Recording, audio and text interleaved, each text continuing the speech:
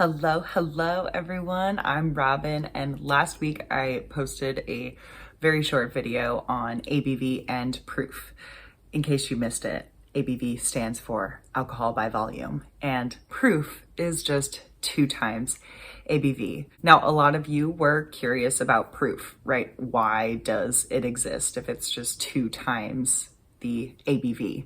So here we go. Let's dive into it.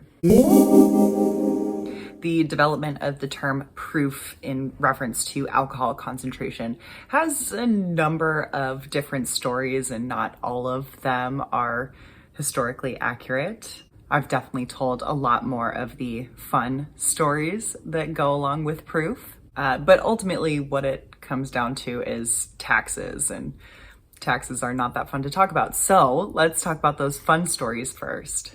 So as I just mentioned, as it currently stands, 100 proof is 50% ABV, but this was not always the case. And way back in the day, I'm talking like the 16th century, 100 proof was actually 57.14% ABV.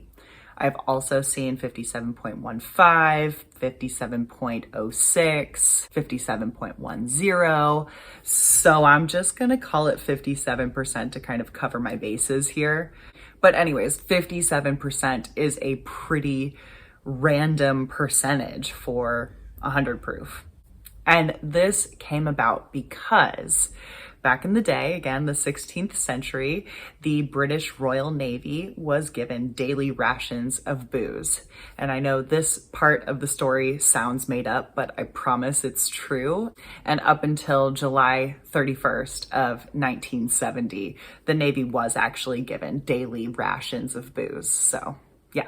Anyways, this daily ration was known as the Daily Tot, and it could be beer, wine, brandy, or rum. It all depended on where in the world the ship was and what was on board at the time. At some point, the Daily Tot became rum because the British Royal Navy was frequenting the Caribbean, and that's where rum was produced. This was all part of the colonial slave trade, and I am not going to dive into that during this video. But it's said that the sailors would get very cranky if they thought that their rum rations were being watered down. Maybe this was happening because the sailors were too drunk all the time. Who knows? But anyways, the sailors were not happy about it. They wanted proof. They were not getting diluted rum. So it said what they would do is they would take some gunpowder and mix in the rum and try to light it. If the gunpowder still lit, it was proof that the rum was high proof enough for them to be happy, right? And if the gunpowder didn't light, then there was obviously some dilution going on in the rum, and that would cause a mutiny.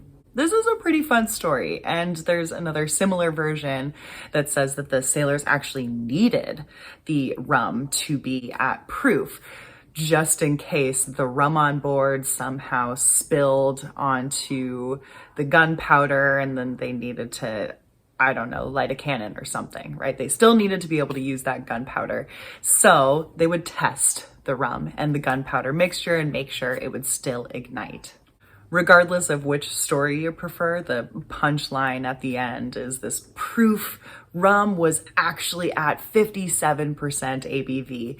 Anything below 57% and it would not light.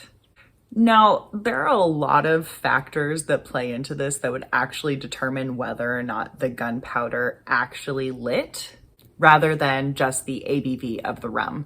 This could be anything like the gunpowder to rum ratio that was used and the time of contact of the rum with the gunpowder. This could all impact whether or not it actually lit. So regardless of if this test was used or not, it was wildly inaccurate. So there was no way to actually declare that 100 proof was 57% using this method alone. There's another story that claims that a similar technique was used for taxation purposes. Higher proof spirits got taxed higher. So they would use what was called the burn or no burn test, which is pretty straightforward. The booze was lit on fire, and if it actually stayed on fire, it was at proof. If it didn't stay on fire, it was not at proof. The one that stayed on fire got taxed higher than the one that didn't. And again, this is easily debunked because the flashpoint of ethanol and water mixtures is entirely dependent on the temperature. This means that if it's an extra warm day out, that lower ABV spirits will ignite. Whereas if it's a pretty chilly day out, it would require a higher ABV spirit to actually ignite, right? So again, the accuracy of this test was non-existent. And FYI, California state taxes on spirits are also dependent on ABV. So spirits with an ABV of 50% or higher are taxed twice as much as spirits below 50% ABV. So if the burn or no burn test was still used today, I can assure you that producers would be testing their spirits on abnormally cold days before filing their taxes. With all that said, with all those stories, I have to say hydrometers have existed for hundreds of years. The Clark's hydrometer was invented in 1730 and was used specifically for determining the taxation on spirits. Then when the Sykes hydrometer was invented in 1816, that replaced the Clark's hydrometer and became the new standard for taxing spirits.